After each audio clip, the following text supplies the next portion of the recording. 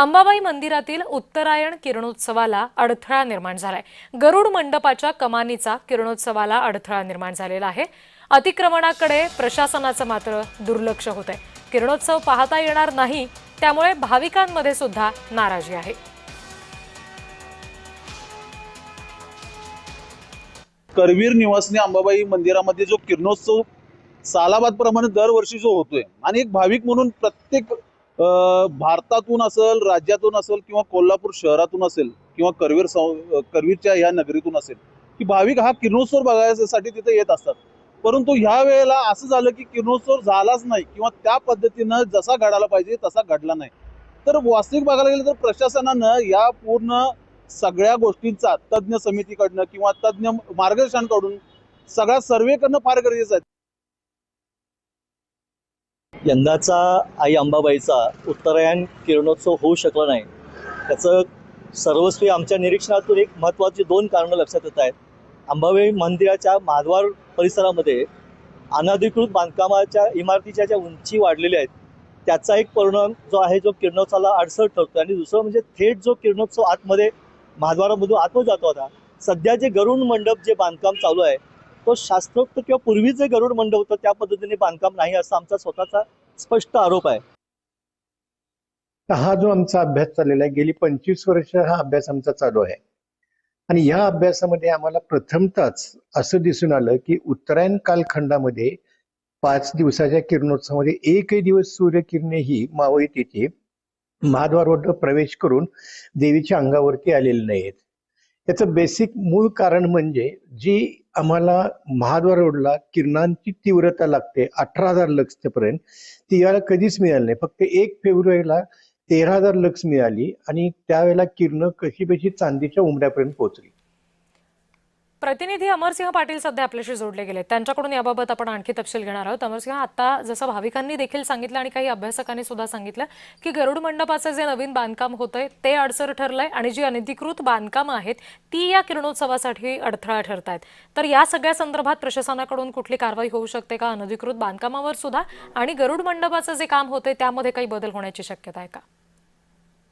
रिधी, तू म्हटल्याप्रमाणे गरुड मंडपाचं काम हे गेल्या कित्येक दिवसापासून चालू आहे आणि गरुड मंडपाचं काम ज्या वेळेला चालू झालंय त्यापासून थोड्या प्रमाणात वादाचे प्रमाण वाढलेले आहे। त्याचबरोबर किरणोत्सव हा 2 प्रकारे होत असतोय, दक्षिणायन आणि उत्तरायण।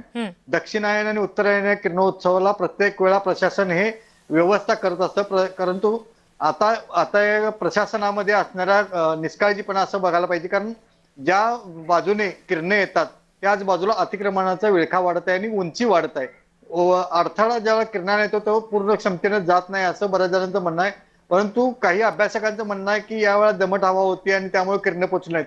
भाविकांचं म्हणणं आहे की किरण ही पोचलीच पाहिजे होती कोणत्याही परिस्थितीत, कारण हे आपल्याकडे चालत आलेली परंपरा आहे। परंतु आता हे उत्तरायण आणि दक्षिणायन मध्ये किरण पोचत नाही, त्यामुळे या प्रशासनानं अतिक्रमण असेल किंवा दुसरे कुठले कारण असतील याचा शोध घेणं गरजेचं आहे असं प्रत्येक भाविकाला वाटतं। रिद्धी, पण कारण शोधून त्याच्यावर उपाय करणं देखील तितकंच महत्त्वाचं असेल। त्या दृष्टीनं कुठल्या उपाययोजना आता करता येऊ शकतात का? गेल्या काही दिवसापासून यावर योजना करण्यासाठी प्राध्यापक मिलिंद करंजकर एक काम करत आहेत आणि त्यांनी ज्या म्हणजे आर्द्रता किती असावी, त्याची आर्द्रता किती असल्यानंतर ती मूर्तीपर्यंत किरण पोहोचतात त्याचा अभ्यास चालू केलेला आहे। 25 वर्षापेक्षा जास्त ते अभ्यास करत आहेत, परंतु भाविकांची एक श्रद्धा आहे। 2 वेळा मंदिरामध्ये किरण पोचतात, मंदिराच्या म्हणजे मूर्तीच्या पायाला लागून ती मस्तकाला टेकतात, परंतु हा उत्तरायण किरणोत्सव आणि दक्षिणायन किरणोत्सव यामध्ये फरक असल्यामुळे हा वातावरणातील फरक आहे असं म्हटलं जाते। प्रशासन त्याकडे आता गांभीर्याने बघत आहे।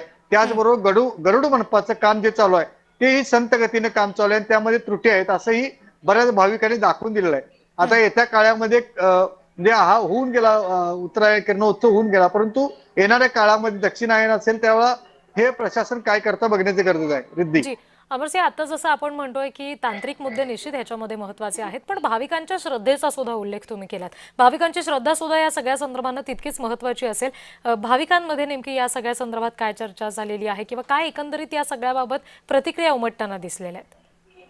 भाविक एका बाजूला बोलतात की हा अतिक्रमणाची उंची वाढत आहे, त्यामुळे अतिक्रमणाची उंची ज्यावेळेला वाढते त्यामुळेच हा किरणोत्सव येऊ शकत नाही असं, परंतु गेल्या काही दिवसापासून हे अतिक्रमण उंची न वाढवणं किंवा कारण मंदिराला 4 दरवाजे आहेत आणि एक दरवाजा पश्चिम दरवाज्यातून किरणे येतात.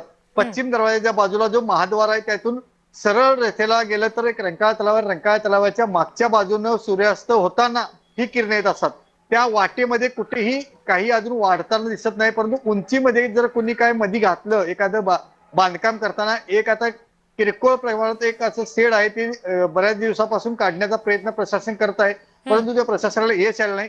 आता येणाऱ्या किरणोत्सवाला हे शेड निघेल का पाहणं गरजेचं आहे. रिद्धी जी अगदी